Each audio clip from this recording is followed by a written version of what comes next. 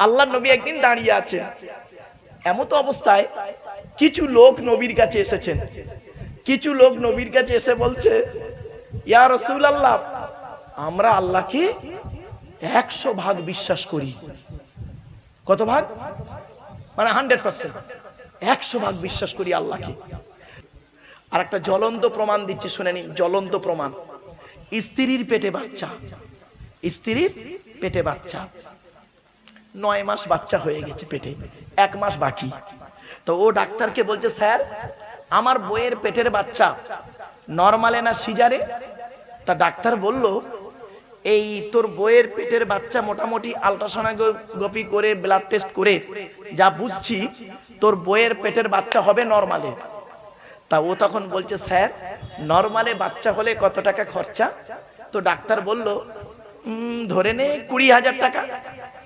ওর ব্যাংকে মাছ বিক্রি করা টাকা আছে 50,000 টাকা। ব্যাংকে কত আছে কি বলুন? 50,000। ডাক্তার বলেছে কত খরচা? 20,000। ও মনে মনে বলছে, দূর ঘোড়ার ডিম, নামাজ পড়েও লাভ নেই, আল্লাহর ডেকেও লাভ নেই। ডাক্তার তো বলেই দিয়েছে নরমালে বাচ্চা 20,000 টাকা যাবে, 50-এর থেকে 30,000 টাকা থাকবে, অসুবিধে নেই।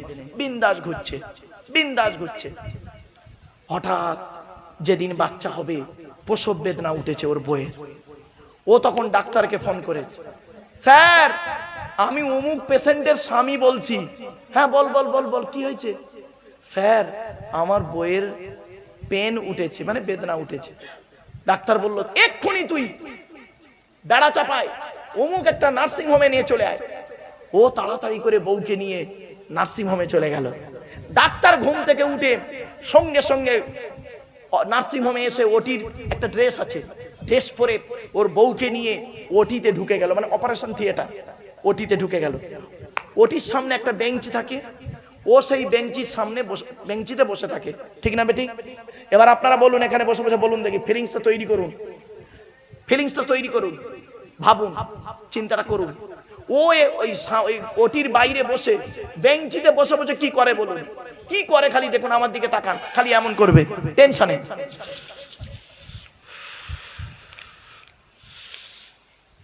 মোবাইল টিপবে টেনশনে। ফেরেশতারা বলছে, আল্লাহ ওরম করছে কেন? আল্লাহ বলছে, দাঁড়া, ওর বইয়ের বাচ্চা হচ্ছে, ওর টেনশন হচ্ছে, দেখ আরো কি করে দেখ। তো ভালো। 1 ঘন্টা পরে ডাক্তার বের হয়েছে, জানেন? বের হতে ও ছুটে গিয়ে ডাক্তারকে বলছে, স্যার স্যার আমার মানে আমার বইয়ের খবর কি? টেনশনে ওর মুখের ভাষা জড়িয়ে গেছে। আল্লাহ ফেরেশতাদের বলছে, দেখ ওর বইয়ের বাচ্চা হচ্ছে, ওর টেনশনে মুখের ভাষা জড়িয়ে গেছে, দেখ। এবার ডাক্তার বলছে, শুনুন, বাড়ি থেকে ভাববেন ওয়াজটা। ডাক্তার মুখ থেকে মাস্কটা খুলে বলছে, তোকে বলেছিলাম নরমালে, জানিস এখন যা পজিশন না, আর নরমালে বাচ্চা হবে না, একটা সিজার করতে তো হবেই, আর একটা অপারেশন করতে হবে, একটা অপারেশন করতে হবে আর সিজার করতে হবে। ও তখন বলছে, স্যার টোটালে মোট কত টাকা খরচা? ডাক্তার বলল, ধরে নে 1.5 লাখ টাকা। কত? ওর ব্যাংকে আছে কত? এবার রব্বানা যালামনা আনফুসানা, এবার আল্লাহর ডাকা শুরু হয়ে গেছে। ফেরেশতারা বলছে, আল্লাহ কি আদমের সন্তানেরা, আদমের সন্তান কি এতদিন আল্লাহকে ডাকে, আপনাকে ডাকেনি? আর যেই ডাক্তার বলেছে 1.5 লাখ টাকা লাগবে, ওরা আছে মাল 50। এবার রব্বানা যালামনা আনফুসানা, হুজুর, পীর সাহেব, মনি সাহেব, হুজুর, ইমাম সাহেব দোয়া করো। এবার কান্না কাটা শুরু করে। রাত 12টার সময় ফোন করছে, শোনেন, ফোন করছে আত্মীয়দের। টাকার নাম শুনে কেউ আর ফোন তুলছে না,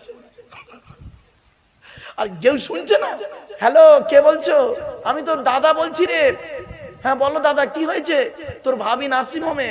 হ্যাঁ কি হয়েছে? এই দেখ না ভাই রে, সোনা ভাই, আমার 50,000 টাকা আছে, 1 লাখ টাকা লাগবে, তুই দে না 1 লাখ টাকা। হ্যাঁ কি বলছো? শুনতে পাচ্ছি না, টাওয়ারের ডিস্টার্ব। কেটে দিল। সিনটা দেখুন, ব্যাস, কেউ আর টাকা দিল না, বসে বসে কাঁদছে। শোনেন, কাঁদছে। আল্লাহ ফেরেশতাদের বলছে, আল্লাহ আদমের সন্তান কাঁদছে। আল্লাহ বলছে, কাঁদবে না তা কি করবে?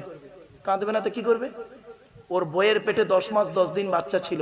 কই একবারও তো আমাকে বললনি, ওগো আল্লাহ আমার বউ বাচ্চাটা সসম্মানে তুমি দাও, একদিনও বলেনি। ওই ডাক্তারের ভরসায় ছিল, 20,000 টাকা বলেছে ডাক্তার, ওতেই নেচেছিল। ঠিক আছে দাঁড়া দেখছি। এরপরে করেছে কি, ডাক্তার এসে বলছে কই টাকা পয়সা জোগাড় হলো তোর?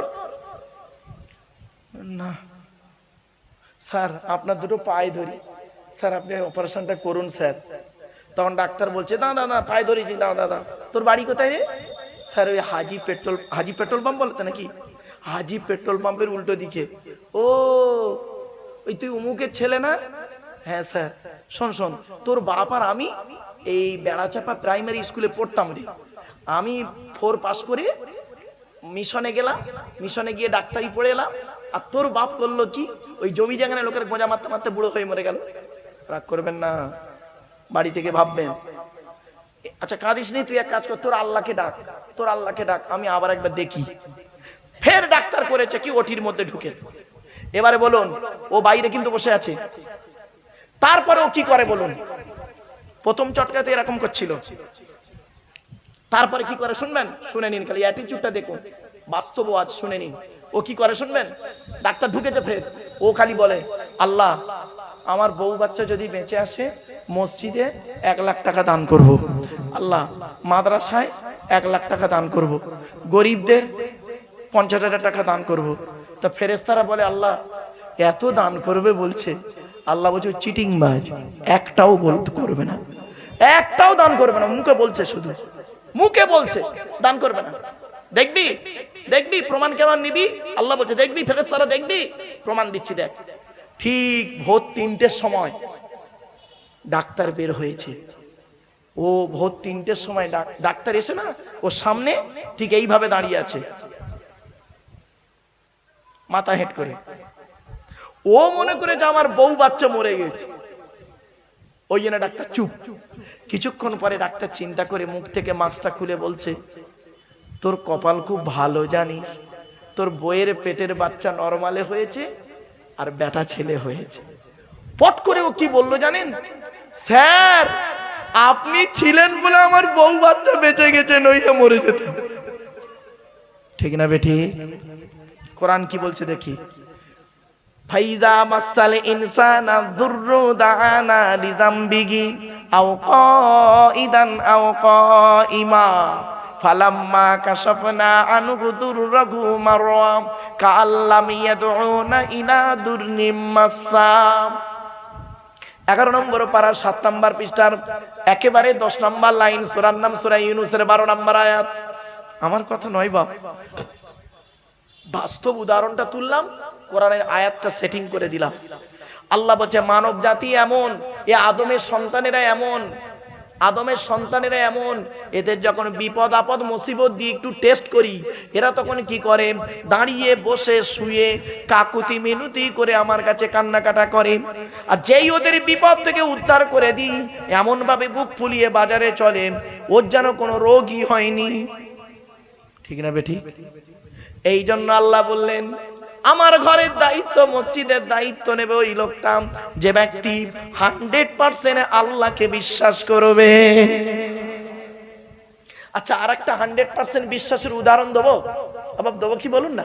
হ্যাঁ এই দেখেন, আপনারা আজমির শরীফ গেছেন কোনোদিন?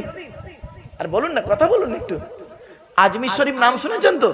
আচ্ছা ওখানে একটা আল্লাহর ওলির মাজার আছে জানেন, খাজা মঈনুদ্দিন চিশতি, নাম শুনেছেন তো? বাহ। তো খাজা মঈনুদ্দিন চিশতি আজমির 100% ঈমান কাকে বলে দেখুন, বাড়ি থেকে ভাববেন এগুলো। 100% আল্লাহকে বিশ্বাস কাকে বলে দেখুন, সংক্ষেপে বলে দিচ্ছি। খাজা মঈনুদ্দিন চিশতি আজমিরি রহমাতুল্লাহ আলাইহি একদিন ফজরের নামাজের পরে তারাগড় পাহাড়ের নিচে গাছের তলায় বসে বসে সূরা ইয়াসিন পড়ছিলেন। সূরা ইয়াসিন পড়া কমপ্লিট, পাহাড়ের দিকে চেয়ে দেখছে কিছু যুবক ছেলে বড় একটা পাথর ধরে দাঁড়িয়ে আছে। কি পাথরটা? খাজা মঈনুদ্দিন চিশতি রহমাতুল্লাহ আলাইহির মাথায় ফেলে দেবে আর মরে যাবে। খাজা মঈনুদ্দিন চিশতি আজমিরি রহমাতুল্লাহ আলাইহির ঈমানটা কত 100%। দেখুন আল্লাহকে বিশ্বাস করে বলে, পাথরের দিকে চেয়ে দুটো বাক্য বলেছিলেন, দুটো বাক্য। এক নাম্বার কি বলেছিলেন? হে পাথর, তোর দ্বারাই যদি আল্লাহ আমার কপালে মৃত্যু লিখে রাখে তাহলে আমি এটাই বিশ্বাস করব পাথরেই আমার কপালে মৃত্যু লেখা ছিল তকদিরে, আমার কোনো দুঃখ নেই। কিন্তু পাথর, তোর দ্বারাই যদি আল্লাহ আমার কপালে মৃত্যু লিখে না রাখে, পাথর তুই আজকের আল্লাহর হুকুমে ওই জায়গায় দাঁড়িয়ে যা। আজও পর্যন্ত পাথর আল্লাহর হুকুমে ওই জায়গায় দাঁড়িয়ে আছে। কি বুঝলেন? এরই নাম 100% ঈমান, এরই নাম 100% ঈমান। আমাদের মাথায় ঢুকিয়েছে কি? গালে দাড়ি, মাথায় টুপি, বড় পাঞ্জাবি পরলেই মনে হচ্ছে আমরা খুব ভালো মানুষ হয়ে গেলাম। না বাবা, ঈমানের 70টা ভাগ আছে শাখা পোশাখা হাদিসে, আর কোরআনে আছে ঈমানের 30টা ভাগ। সর্বাধিক 30, সর্বনিম্ন 5। সর্বনিম্ন 5টা আর সর্বাধিক হলো 30টা। বাবা, ঈমান যে কি জিনিস বাড়ি থেকে ভাববেন। চলো, এক নাম্বার হলো মান আমানা বিল্লাহ, যে ব্যক্তি 100% আল্লাহকে বিশ্বাস করবে।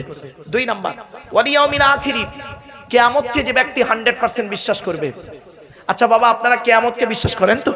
হ্যাঁ, কিভাবে বিশ্বাস করবেন? সহজ কথায় আপনাদের বুঝিয়ে দিচ্ছি।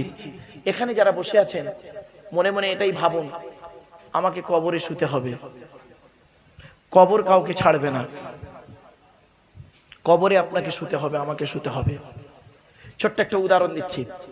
আজকে আপনারা এই কাঠের উপরে বসে আছেন না, দেহতে আত্মা আছে, আর আত্মা ছাড়া যখন দেহটা থাকবে ওই মাটির নিচেই রেখে আসা হবে আপনাকে, ঠিক না বেঠিক?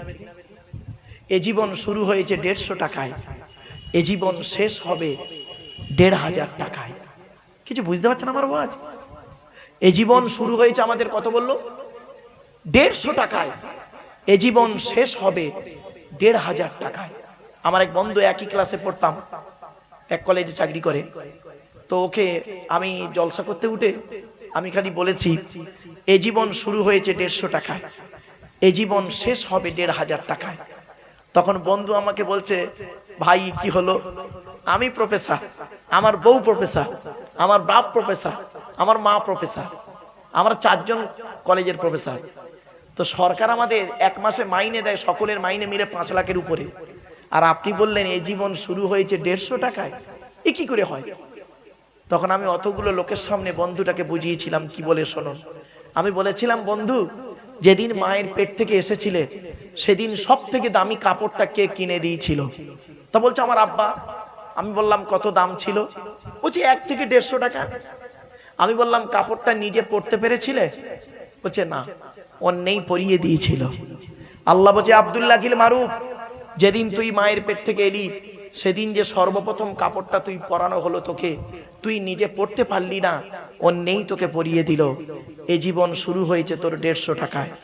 আর যেদিন মারা যাবি, যেদিন মারা যাবি, যে কাপড়টা তোকে পরানো হবে তার দাম হবে খুব মেরে কেটে 1000 থেকে 1500 টাকা। নিজে পড়তে পারবি না, অন্যই তোকে পরিয়ে দেবে। এ জীবন শুরু হয়েছে 150 টাকায়, এ জীবন আমাদের শেষ হবে 1500 টাকায়।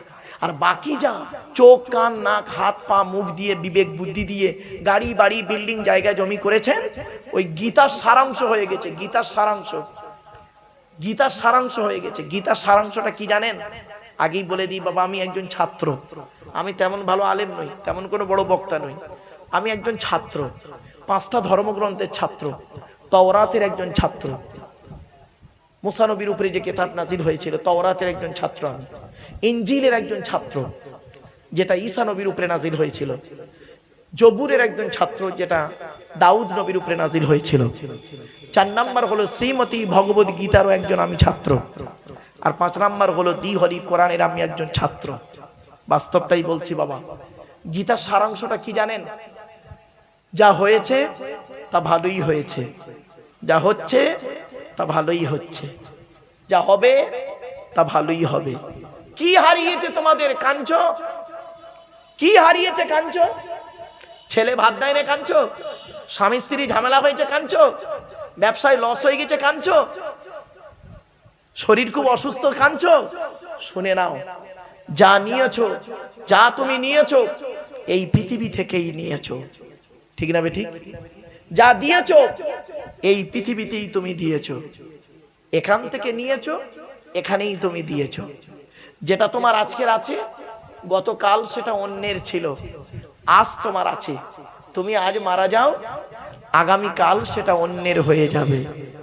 কিছু বুঝতে পারছেন আমার ওয়াজ? এজন্য চোখ দুটো বন্ধ হয়ে গেলে সব শেষ। ছোট্ট একটা উদাহরণ দিই।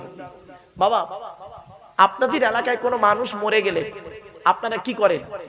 গোসল দিয়ে, কাফন পরিয়ে, জানাজা পড়িয়ে, মাটি দিয়ে চলে আসেন, তাই তো নাকি? আচ্ছা, 20 দিন পর, কতদিন? 20 দিন পরে একটু কবরের দুটো বাঁশ সরিয়ে দেখেছেন কেমন আছে? দেখেন, শুনে নিন।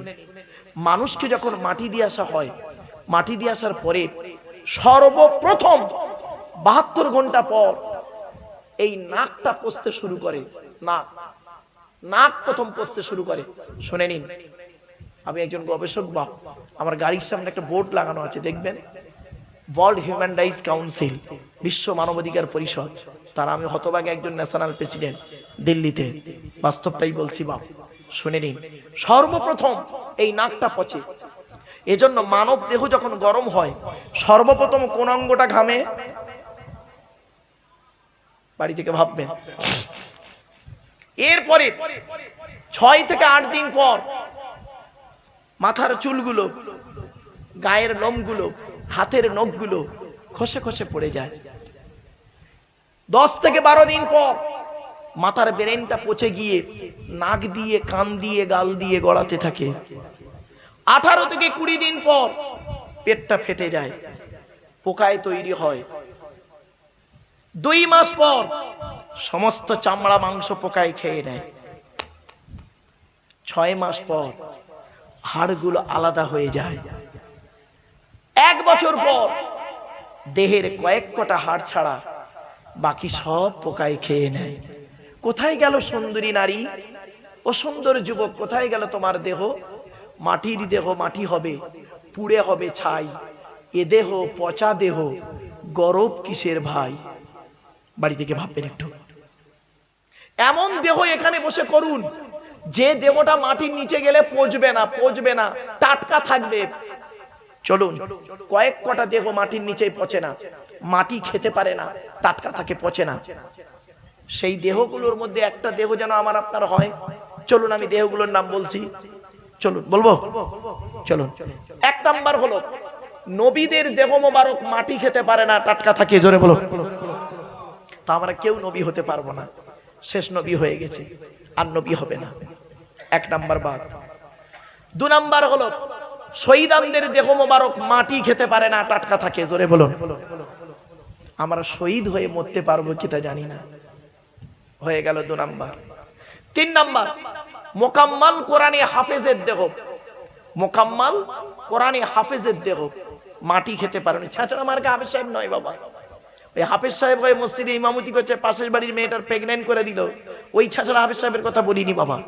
মোকাম্মাল কোরআনে হাফেজের দেহ মাটি খেতে পারে না, টাটকা থাকে। একটা সত্য ঘটনা বলি আপনাদের। পাশের দেশটার নাম ছিল বাংলাদেশ, তাই তো? বাংলাদেশের একটা জেলার নাম কুমিল্লা, নাম শুনেছেন?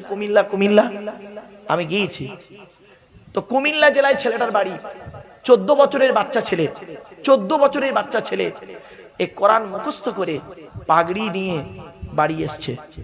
6 মাসের মধ্যে পেটের রোগে বাচ্চাটা মারা যায়। তো বাপ, চাচারা, আত্মীয়রা মিলে জানাজা পড়িয়ে মাটি দিয়ে চলে আসে। 8 বছর পর ওই হাফেজ সাহেবের কবরের পাশে একটা বয়স্ক লোকের কবর খোলা হচ্ছিল। যে 4 জন লোক হাফেজ সাহেবের কবর খুলেছিল, সেই 4 জন লোক ওই বয়স্ক লোকটার কবর খুলছে। তো খুলতে খুলতে হাফেজ সাহেবের কবরের পাশে খুলছে, তো ওরা বুঝতে পারেনি হাফেজ সাহেবের কবরটা একটু ভেঙে গেছে। দেখছে হাফেজ সাহেবের কবরের দিকে চেয়ে দেখছে কাপড়টাও পর্যন্ত পচন ধরেনি। 4 জন লোক গিয়ে মসজিদের ইমাম সাহেবকে ডেকে এনেছে। ইমাম সাহেব করেছে কি, ফোনের মাধ্যমে আরো 4-5 জন মৌলানা মুফতিদের ডেকেছে। ততক্ষণে গ্রামের লোকজন জড়ো হয়ে গেছে। ওদের মধ্যে একজন আলেম কবরে নেমে হাফেজ সাহেবের মুখ থেকে কাফনটা সরিয়ে দেখছে 8 বছর আগে যেমন কর্পূর দেওয়া হয়েছিল 8 বছর পরে সেই কর্পূর আজও টাটকা আছে। এমন দেহ করে বাড়ি কবরে যান। 3 নাম্বার, হাক্কানি আলেমের দেহ মাটি খেতে পারে না, টাটকা থাকে। 5 নাম্বার, এই 1 নাম্বার নবীদের দেহ মোবারক, 2 নাম্বার শহীদানদের, 3 নাম্বার হাফেজ সাহেবদের, মোকাম্মল কোরআনে হাফেজ যারা। বাপের এই জন্য বলে যাচ্ছি, পেট থেকে যদি একটা সন্তান আসে, মা বোনেরা শুনে নিন, পেট থেকে যদি একটা সন্তান আসে, ওই সন্তানটাকে কোরআনে হাফেজ করাবেন। এর যে কত মর্যাদা ইজ্জত পরে বুঝবেন। চলো, 4 নাম্বার হলো হাক্কানি আলেমের দেহ মাটি খেতে পারে না। 5 নাম্বার হলো মুয়াজ্জিনের দেহ। 12 বছর যদি কেউ নিঃস্বার্থভাবে আজান দেয়, ওই দেহ মাটি খেতে পারে না। জোরে বলুন সুবহানাল্লাহ। আচ্ছা বাবা, মসজিদ কটা আপনাদের গ্রামে? বলুন না, কথা বলুন। আপনাদের গ্রামে মসজিদ কটা আছে? 3টে। তা মুয়াজ্জিন কটা? 3টে। হয়ে গেল তো, তাহলে সব কটাই বাদ। তাহলে আমরা কি বেকার? না। 6 নাম্বার একটা লাইন আছে, বলবো? শুনে নিন। হালাল খানেওয়ালা মানুষের দেহ, হালাল খানেওয়ালা মানুষের দেহ মাটি খেতে পারে না, টাটকা থাকে। এই জন্য বারে বারে কথাটা বলছিলাম, হালাল খাবার কথা এমনি বলিনি, বারে বারে কথাটা কেন বলছি? হালাল খানেওয়ালা মানুষের দেহ মাটি খেতে পারে না। এবার আসছি, শুনে রেখে দিন। কবর 4টে কথা বলে। কটা? 4টে। 1 নাম্বার কবর বলে আমি কবর, দরজা জানালা ছাড়া ঘর। আজ আপনারা বাড়ি যাবেন, দরজা জানালা বন্ধ করবেন, দরজা জানালা বন্ধ করে লাইট ফ্যান এসি বন্ধ করবেন। 24 ঘন্টা থেকে দেখবেন, বের হয়ে বুঝতে পারবেন কবর কি জিনিস। 2 নাম্বার কবর বলে আমি কবর, সাপ বিছে পোকামাকড়ের ঘর। এমন দেহ তুই করে আয়, সাপ বিছে পোকামাকড় যেন তোর ধারে কাছে না যেতে পারে। আল্লাহ নবীর হাদিস, আমার কথা নয়। আল্লাহ রাসূল বলেছেন, কোন ব্যক্তি যদি রাতের বেলা ঘুমানোর আগে ওযু করে, ভাষা বুঝতে পারছেন? কোন ব্যক্তি যদি রাতের বেলা ঘুমানোর আগে ওযু করে কোরআনের একটি সূরা আছে, সূরা মুলক, তাবারাকাল্লাযী বিয়াদিহিল মুলকু ওয়া হুয়া আলা কুল্লি শাইইন কাদির, এই সূরাটা যদি পাঠ করে ঘুমায়, ওই ব্যক্তি মারা যাওয়ার সাথে সাথে কাফন দাফন হয়ে যাওয়ার পর ওর কবরটাকে আল্লাহ পাক আলোয় আলোকিত করে দেয়। আপনি কেন দূরে বসে আছেন? কেন ধর্ম থেকে দূরে সরে আছেন? চলুন এগিয়ে যাই। এরপরে আসছি 3 নাম্বার কবর বলে আমি কবর, কাউকে চিনি না। কে মাওলানা মুফতি পীর সাহেব মুরি সাহেব কোন সাহেবকে চিনি না, তার আমল ছাড়া। ঠিক না বেটি? 4 নাম্বার কবর বলে আমি কবর, আমার উপরে লাইটিং করতে গেলে, খুশবু করতে গেলে, ফুল দিয়ে সাজাতে গেলে টাকার প্রয়োজন হয়। আমার ভেতরে লাইটিং করতে গেলে, খুশবু করতে গেলে নেক আমলের প্রয়োজন হয়। বাপেরা, বাড়ি থেকে একটু ভাববেন। আপনাদেরকে এতক্ষণ আমি জাস্ট টু দি পয়েন্টের উপরে কথাগুলো বলছি। আমার ভাষা বুঝতে পারছেন বাবা? অসুবিধা হচ্ছে আপনাদের?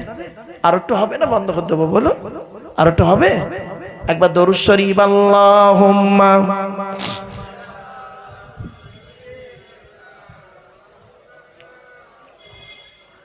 ওয়া আলা আলি সাইয়্যিদিনা।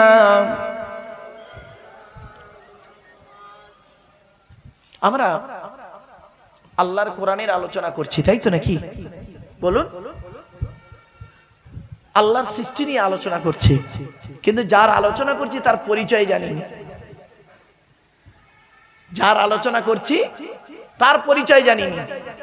আল্লাহর পরিচয় হলো 4টে। কটা? যতদিন বাঁচবেন আপনারা দয়া করে এগুলো মনে রাখবেন। আল্লাহর পরিচয় হলো টোটাল কোরআনে আছে 4টে। কি কি? আল্লাহ নিজেই বলছেন, কুল, নবী তুমি বলো, হুয়াল্লাহু আহাদ, সে আল্লাহ হলেন একক। 2 নাম্বার, আল্লাহুস সামাদ, আল্লাহ হলেন অমুখপেক্ষী। আল্লাহ কারো মুখপেক্ষী নন, সারা পৃথিবী তার মুখপেক্ষী। 3 নাম্বার, লাম ইয়ালিদ ওয়া লাম ইউলাদ, আল্লাহ কাউকে জন্ম দেয়নি, আল্লাহকেও কেউ জন্ম দেয়নি। 4 নাম্বার, ওয়া লাম ইয়াকুল লাহু কুফুয়ান আহাদ, আল্লাহর সমকক্ষ কেউই নেই। আচ্ছা, এই যে সূরাটি আমি পড়লাম, এই সূরাটি আপনাদের অনেকের মুখস্থ নেই, তা আমি পড়লাম কেন? চারটে কারণে। এক নাম্বার কারণ কি? এই সূরাটি যে আল্লাহর পরিচয় সেটা জানিয়ে দিলাম আপনাদের আজকে। দু নাম্বার হলো এই সূরাটি আরবি ভাষায় বাংলায় অর্থ করে বলে দিলাম। তিন নাম্বার পয়েন্ট, এই সূরাটির মধ্যে চারটে ধর্ম বেরিয়েছে। চারটে ধর্ম: ইসলাম, মুশরিক, ইহুদি, খ্রিস্টান বা নাসারা, চারটে ধর্ম বেরিয়েছে। এই সূরাটি পড়লে কি লাভ? 4 নাম্বার পয়েন্ট, আল্লাহর নবী বলেন কোন ব্যক্তি যদি কুল হুয়াল্লাহ সূরা যদি 3 বার পাঠ করে, কবার 3 বার যদি কুল হুয়াল্লাহ সূরা পাঠ করে, ওই ব্যক্তির আমলনামায় 1 খতম কোরআন শরীফ পড়ার সওয়াব আল্লাহ লিখে দেয়।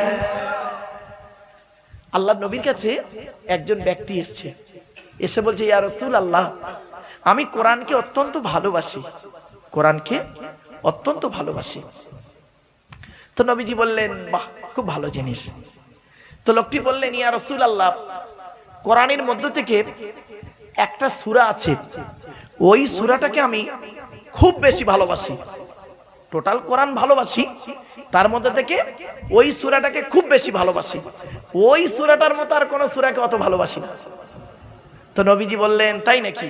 বলছে, হ্যাঁ। বলছে, সূরাটার নাম কি বলো? তখন সাহাবী বললেন, সেই সূরাটির নাম হলো কুল হুয়াল্লাহ সূরা, মানে এই যে সূরাটা পড়লাম। আল্লাহর নবী বললেন, এই কুল হুয়াল্লাহ সূরা ভালোবাসার কারণে আল্লাহ রাব্বুল আলামিন তোমাকে জান্নাতুল ফেরদাউস লিখে দেবে। আল্লাহ রাসূল বলেছেন, কোন ব্যক্তি যদি রাতের বেলা ঘুমানোর আগে অজু করে যদি কোনো ব্যক্তি কুল হুয়াল্লাহ সূরা 3 বার পাঠ করে নিজের গায়ে, ছেলে মেয়ের গায়ে, স্ত্রীর গায়ে যদি ফুঁক দেয়, জিন ভূত পরি জাদু বান টোনা কিছুই লাগবে না। ও বাবা মুরব্বীরা, তেল পড়া পানি পড়ার জন্য মলি সাহেবের কাছে ছুটতে হবে কেন? আপনি পারবেন না? আপনি কেন পারবেন না? আপনি নিজে প্র্যাকটিক্যাল করুন। কুল আউযু বিরাব্বিল ফালাক 7 বার পড়বেন, রাসূল বলেছেন, আমি বলিনি। কুল আউযু বিরাব্বিল ফালাক 7 বার, কুল আউযু বিরাব্বিন নাস 7 বার পড়বেন। পড়ে যদি ফুঁক দেন, দরুদ শরীফ আর সূরা ফাতিহা পড়ে যদি ফুঁক দেন, জিন ভূত পরি জাদু বান টোনা কিছুই লাগবে না। আপনি নিজে আমলটা করুন না। আপনি অন্যের উপরে নির্ভর কেন করছেন? সাহাবীরা কি অন্যের উপরে নির্ভর করতেন? রাসূলের কাছ থেকে শুনে প্র্যাকটিক্যাল করতেন। যেটা ভুল হতো আল্লাহর নবীর কাছে গিয়ে সংশোধন করে নিতেন। ঠিক না বেঠিক? তা আপনারা কেন করছেন না? আমি অনুরোধ করে আপনাদের বলে যাচ্ছি, নিজে আমল করুন। আমার ধারণা, রেগে যাবেন না কেউ, আমার ধারণা এখানে যত মানুষ বসে আছেন, আমার ধারণা ঠিক হতে পারে, ভুল হতে পারে। বেশিরভাগ পুরুষ কোরআন পড়তে পারে না। ঠিক না বেঠিক? ভুল বললাম?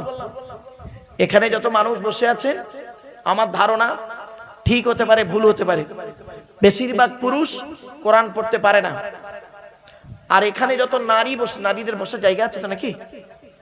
এখানে যত মা বোনরা ওয়াজ শুনছেন, আমার ধারণা ঠিক হতে পারে, ভুল হতে পারে, বেশিরভাগ নারী কোরআন পড়তে পারে। ঠিক না বেঠিক? আচ্ছা, এটা কেন হলো বলুন আপনারা। মেয়েরা তো জলসা দেয় না, মেয়েরা জলসা শুনতে আসে, চাঁদা দেয়। পুরুষরা তো কষ্ট করে জলসা দেয়, তা পুরুষরা পার্সেন্টেজ এত কম হলো কি করে? সর্বনাশটা কোথায় করেছেন জানেন? আজ থেকে 30 বছর আগে সর্বনাশটা করেছেন। সর্বনাশটা কি একটু খুলে বলবো? শুনুন। আপনারা যখন মেয়ে দেখতে গিয়েছিলেন, মেয়েকে কি প্রশ্ন করেছিলেন? মেয়েটিকে বললেন, তোমার নাম কি? তোমার বাপের নাম কি? তোমার মায়ের নাম কি? তুমি কোরআন পড়তে পারো? তা মেয়েটা বলেছিল, জি পারি। অতগুলো লোকের সামনে মেয়েটাকে বললেন, কোরআন পড়ো, শোনাও। শুনলেন, ভালো কথা। এবার মেয়ের তরফ থেকে ছেলের বাড়ি যখন গিয়েছিলেন ছেলে দেখতে, কি সর্বনাশ করেছেন? ছেলেকে জিজ্ঞাসা করেছিলেন, কি তোমার নাম কি? তোমার বাপের নাম কি? তোমরা ক ভাই বোন? তুমি কি ইনকাম করো? কই একবারও কই বলেননি তো। এই ছেলে, কোরআন পড়তে পারো, গোসলের ফরজ জানো, অজুর ফরজ জানো, নাপাক থেকে কিভাবে পাক হতে হয় জানো? একবারও জিজ্ঞাসা করেননি। এর ফলে কি সর্বনাশটা হয়েছে শুনে নিন। এখানে যত মেয়ের বাপ বসে আছে, এখন বর্তমানে যত মেয়ের বাপ বসে আছেন, প্রত্যেকটা মেয়ের বাপের একটা টেনশন আছে, আমার মেয়ে বিএ পাস করুক আর এমএ পাস করুক আর ডক্টরেট করুক, কোরআন পড়াতেই হবে, ঠিক না ঠিক? এই জন্য মেয়ের বাপেরা দেখবেন কি করে, মেয়ের মায়েরা বিভিন্ন দিক থেকে মেয়েকে কোরআনটা শিখিয়ে নেয়। আর ছেলের বাপ যারা বসে আছেন, ওদের মাথায় ঢুকে গেছে, আমার ছেলের কোরআন শরীফ পড়ুক বা না পড়ুক, নামাজ পড়ুক বা না পড়ুক, কোনো অসুবিধা নেই, ও টাকা থাকলেই ওর হবে। ফলে কি দাঁড়ালো, 40 বছর পরে বুড়িটা, মানে 20 বছর বয়সে মেয়ের বিয়ে হয়ে যায়, 40 বছর বিয়ে হয়ে গেছে, কত হবে 60 বছর, তা 60 বছরের বুড়িটা কোরআন পড়তে পারে, আর 70 বছরের বুড়োটা কোরআন পড়তে পারে না, চায়ের দোকানে গিয়ে লোকের গোঁজা মারে, ঠিক না বেটি? যে বাস্তব একটা উদাহরণ দিলাম আপনাদের, ছোট্ট একটা উদাহরণ দিচ্ছি, আরেকটা রেগে যাবেন না কেউ। আপনাদের এখানে হাজি বিরিয়ানি আছে না? দেখবেন অনেক জায়গায় প্রায় তো এখন হাজি বিরিয়ানি তৈরি হয়ে গেছে। একটা হোটেলের সামনে লাল কাপড় বাঁধা একটা লেখা আছে হাজি বিরিয়ানি, তা হাজি বিরিয়ানি আছে। আপনি দোকানের সামনে দাঁড়িয়েছেন, বিরিয়ানির সেন্ট আপনার নাকে আসছে, এটা বেশি আনন্দ লাভ করতে পারবেন না হোটেলের ভিতরে ঢুকে এক প্লেট বিরিয়ানি কিনে খেয়ে আনন্দ করতে পারবেন? বলুন, সেন্ট শোকাটা বেশি আনন্দ না খাওয়াটা বেশি আনন্দ? বলুন। তাহলে এটা যদি এত সহজে বুঝলেন, আব্দুল্লাহ গিল মারুফ কোরআন পড়ে আপনাদের বাংলায় মানে করে শোনাচ্ছে, এটা বেশি ইন্টারেস্ট না আপনি নিজে কোরআন পড়তে পারলে ওটাই বেশি ইন্টারেস্ট? বলুন। আমি আপনাদের একটা টেস্ট পরীক্ষা নেব, এখন নয়, বক্তব্যের মাঝখানে টেস্ট পরীক্ষাটা নেব। কখন নেব বলবো না, নেই তখনই বলবো। চলুন আরেকটা কথা বলি। এজন্য বিশ্বনবী মুহাম্মদ সাল্লাল্লাহু আলাইহি ওয়াসাল্লাম বলেছেন একটা হাদিস, তোমরা জান্নাতের আশা করো। জান্নাত কার আশা করে? আল্লাহ নবী বলেছেন, ইন্নাল জান্নাতা তাশতাকু ইলা খামসাতি নাফার, জান্নাত 5 শ্রেণীর মানুষের জন্য আশা করে। এক নাম্বার হলো তালিয়াল কোরআন, প্রত্যহ কোরআন তেলাওয়াতকারী মানুষের জন্য জান্নাত আশা করে, জোরে বলুন সুবহানাল্লাহ। 2 নাম্বার ওয়াহাফিজিল লিসান, জবানকে হেফাজতকারী মানুষের জন্য জান্নাত আশা করে। 3 নাম্বার হলো অমুতিমিলি জিআন, ক্ষুধার্তকে খাদ্য দানকারী মানুষের জন্য জান্নাত আশা করে। 4 নাম্বার হলো অমুকসিল উরিয়ান, বস্ত্রহীনকে বস্ত্র দানকারী মানুষের জন্য জান্নাত আশা করে। 5 নাম্বার হলো ওমান সাল্লা আলা হাবিবির রহমান, যে ব্যক্তি নবীর উপরে বেশি বেশি করে দরুদ পাঠ করে, ওই লোকটার জন্য জান্নাত আশা করে থাকে। ছোট্ট একটা উদাহরণ দিচ্ছি, রাগ করবেন না কেউ। চলুন, আচ্ছা এই জলসা কি আপনাদের প্রতি বছর হয়? বলুন না, একটু কথা বলুন। প্রতি বছর হয়, তা এই জলসা আগামী বছর হবে, এটা কি আপনারা চান? চাঁদা তুলব না, ভয় নেই, চাঁদা তুলব, একটা উদাহরণ দিচ্ছি। এই জলসা আগামী বছর হোক, এটা আপনারা চান? আরে ভাই চান কি বলুন, একটু হাত তুলে দেখান তো দেখি, হাত তুলে দেখান, লজ্জা করবেন না, লজ্জার কি আছে, হাত নামান, হাত নামান। বাহ, তাহলে এই জলসা আগামী বছর হোক, এটা আপনারা চান? বাহ, খুব ভালো জিনিস। আচ্ছা এবার একটু প্রমাণ দেন তো দেখি, আগামী বছর এই জলসা মানে 1 বছর বাকি, এই 1 বছরের ভিতরে 1 বছরের ভিতরে কোরআন শরীফ পড়াটা শিখে নেবেন এমন কি আছে? একটু তুলে দেখাবেন হাতটা। হয়ে গেছে, বুঝলেন? এই তো আপনাদের ঈমান। এই ঈমান নিয়ে আবার বলেন জান্নাতুল ফেরদাউসে ঢুকে পড়বো। তার মানে আপনারা পয়সা খরচা করতে চান, শুনতে চান, শিখতে চান না। তার প্রমাণ হলো এটাই, আপনারা কোরআন শিখতে চান না, শুনতে চান, লোক বলবে এটা শুনতে চান, শিখতে চান না। এ কোরআন শিখতে কদিন লাগে? 30 মিনিট করে 2 মাস যদি কোনো ব্যক্তি পড়ে, 30 মিনিট করে যদি শিখতে শুরু করে প্রতিদিন 30 মিনিট, বেশি নয় 30 মিনিট, 2 মাসের মধ্যে কোরআন পড়া শিখে নেবে। বাড়ি থেকে ভাববেন আপনি কোথায় আছেন? কথাগুলো হয়তো শুনতে সাময়িক খারাপ লাগলো, আমি এই কথা যদি না বলতাম, কিয়ামতের মাঠে আল্লাহ আমাকে ছাড়বে না, সহজে ছাড়বে না। তাই যার আলোচনা করছি, যার কোরআনের আলোচনা করছি, তার পরিচয়টা দিলাম, শুনুন। এরপরে আল্লাহ বলছেন, বাপের তো দেহের মধ্যে আমি 4টে জিনিস দিয়েছি গুরুত্বপূর্ণ। আমাদের দেহের মধ্যে 4টে জিনিস আছে গুরুত্বপূর্ণ। আজকের বাড়ি যাবেন, বাড়িতে গিয়ে এই 4টে জিনিসকে যত্ন করবেন, 4টে জিনিসকে যত্ন করবেন। এক number brain, 2 number heart, 3 number liver, 4 number kidney. কোনদিন তো আলোচনা শুনে নিয়েছ। 1 নাম্বার ব্রেন, আল্লাহ বলছে তোর ব্রেন দিয়েছি, এই ব্রেনটা দিয়েছি মারাত্মক জিনিস।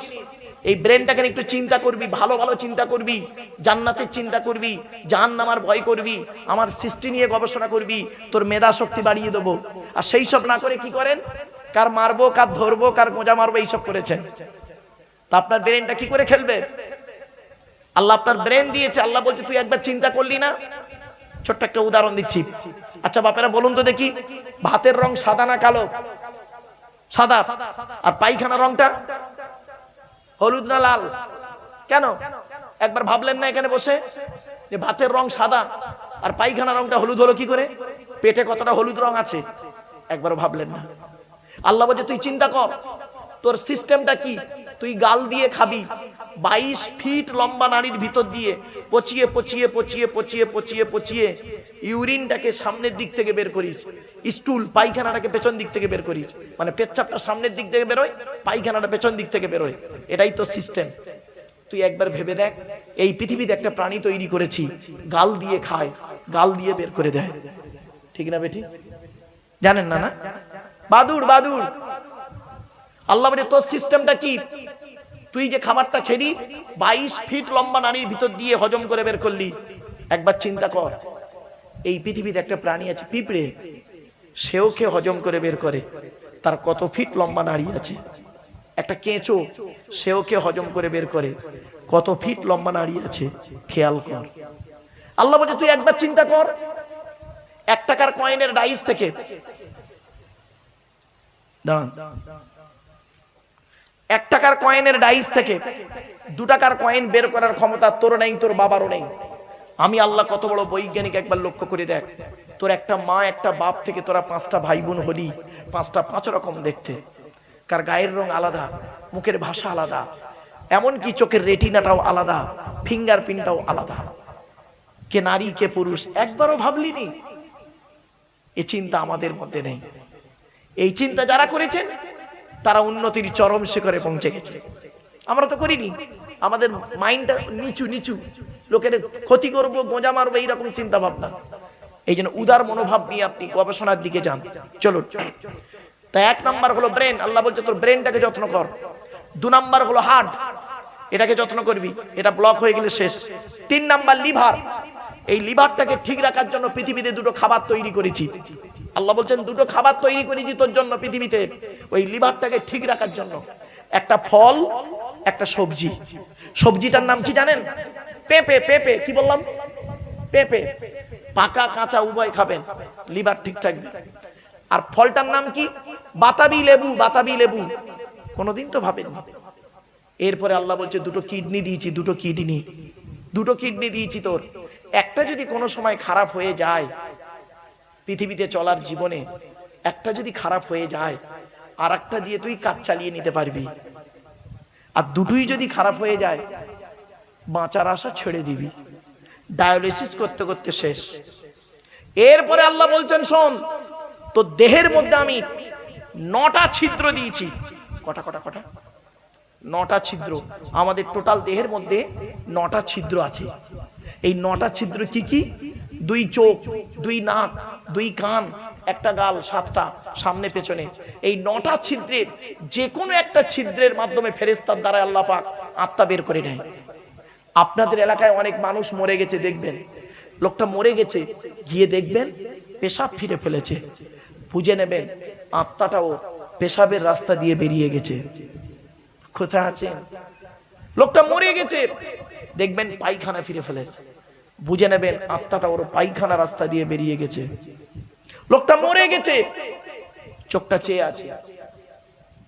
লোকটা মরে গেছে, গালটা হাঁ করে আছে। লোকটা মরে গেছে, ঘাটটা বেঁকে আছে, হাতটা খিঁচে আছে। লোকটা মরে গেছে, দেখলে মনে হবে লোকটা ঘুমিয়ে আছে। কিভাবে মরতে চান? ঈমান নিয়ে যদি মরতে চান, এই কোরআন হাদিসের কথাগুলো শুনে আমল করে বাড়ি যান। বাপেরা, ওয়াজ মানে এই নয় AA পাস লোক, ভারত সরকার এমনি মেডেল দিল না। ইতিহাসের ওয়াজ যদি আমি করতাম, দুটো ঘটনা বললে, দুটো নবীর জীবনী বললে, it is very simple matter ছিল। দেখতে দেখতে সামান্য একটু আলোচনা, আল্লাহ সম্পর্কে একটু আলোচনা করতে গিয়ে 2 ঘন্টা বকে ফেলিস। অসুবিধা হচ্ছে? আর একটু হবে না? বন্ধ করে দেবো? হবে একটু? আমার অসুবিধা নেই, আপনাদের কি প্রবলেম? অসুবিধা হচ্ছে নাকি না? বন্ধ করে দেবো? বলুন। চলেন এবার আসছি। আল্লাহ বলছেন শোন, তো দেহের মধ্যে 3টে জিনিস আলাদা। কটা কটা কটা? 3টে জিনিস আলাদা। কি কি? 1 নাম্বার, ব্লাড গ্রুপ আলাদা। এজন্য আমি বলি আপনারা হিন্দু মুসলিম কাঁধে কাঁধ মিলিয়ে চলবেন। পৃথিবীতে চলতে গেলে আদম সন্তান হিসাবে আপনি কি করবেন? একে অপরের সহযোগিতা করবেন। খবরদার, সৃষ্টিকর্তার আরাধনা উপাসনার পদ্ধতিটা আমাদের আলাদা হতে পারে। মানুষ হিসেবে এই প্রত্যেকেই আমরা হলাম আদমের সন্তান, ঠিক না বেঠিক? এজন্য আপনাদেরকে বলে যাচ্ছি হিন্দু মুসলিম কাঁধে কাঁধ মিলিয়ে চলবেন। কিসের হিন্দু কিসের মুসলিম মারামারি করেন? আপনারা কি জানেন হিন্দুদের রক্তের ভিতরে মুসলমানদের রক্ত আছে, আর মুসলমানদের রক্তের ভিতরে হিন্দুদের রক্ত আছে? প্রমাণটা দেব। আপনাদের এলাকায় ব্লাড ডোনেশন ক্যাম্প হয়, রক্তদান শিবির হয়, তা ব্লাড যখন নেওয়া হয় তখন বলা হয় নাকি এই ও হিন্দু ও রক্ত আলাদা কর, ও মুসলিম ও রক্ত আলাদা কর? বলে নাকি? আরে ব্লাডের মধ্যে কাস্টের কোনো ডিভাইডেড থাকে না, ব্লাডের মধ্যে কালারের কোনো ডিভাইডেড থাকে না, ব্লাডের মধ্যে জেন্ডারের কোনো ডিভাইডেড থাকে না, ব্লাডের মধ্যে গ্রুপের ডিভাইডেড করা হয়। ব্লাডের 4টে group, A B, A B আর ও, প্রত্যেকটার মাইনাস প্লাস। এখানে অনেক মানুষ বসে আছেন ও নিজের ব্লাড গ্রুপ কি ও নিজেও জানে না, ঠিক না বেঠিক? নিজের ব্লাড গ্রুপটা কেউ নিজেই জানে না। ব্লাডের 4টে group, A B, A B আর ও, প্রত্যেকটার মাইনাস প্লাস। একটা হিন্দু রক্তের ভিতরে 3টে জিনিস পাওয়া যায়, লোহিত কণিকা, শ্বেতকণিকা, চক্রিকা, as a same no difference. একটা মুসলমানের রক্তের ভিতরে এই 3টেই পাওয়া যায়। কিসের হিন্দু কিসের মুসলিম মারামারি করে? এ হিন্দু মন্দিরে গিয়ে যাকে ঈশ্বর বা ভগবান বলে ডাকো তাকে জীবনে মন্দিরে পাবে না। হে খ্রিস্টান গির্জায় গিয়ে যাকে গড বলে ডাকো তাকে জীবনে গির্জায় পাবে না। হে মুসলমান গালে দাড়ি মাথায় টুপি নিয়ে মসজিদে যাকে আল্লাহ আল্লাহ বলে ডাকো ও আল্লাহকে মসজিদে পাবে তো? চলুন, 3 ধর্মের মানুষ আমরা সৃষ্টিকর্তাকে খুঁজতে বেরোই। আল্লাহ বলছে আমাকে খুঁজতে যেতে হবে না তোদের, আমাকে খুঁজতে যেতে তোদের হবে না। আমি আল্লাহ কোথায় আছি জানিস? কোরআন। ওয়ালাকাদ খালাকনাল ইনসানা ওয়া না'লামু মা তুওয়াসবিসু বিহি নাফসুহু ওয়া নাহনু আকরাবু ইলাইহি মিন হাবলিন ওয়ারিদ। 26 নম্বর পারার 18 নম্বর পৃষ্ঠার 1 নম্বর লাইন, সূরার নাম সূরা কাফের 16 নম্বর আয়াত। আল্লাহ বলছেন হে মানব জাতি আমি তোদের সৃষ্টি করেছি, তোদের মনের মধ্যে ভালো মন্দ যা কিছু আছে সব আমি আল্লাহ জানি।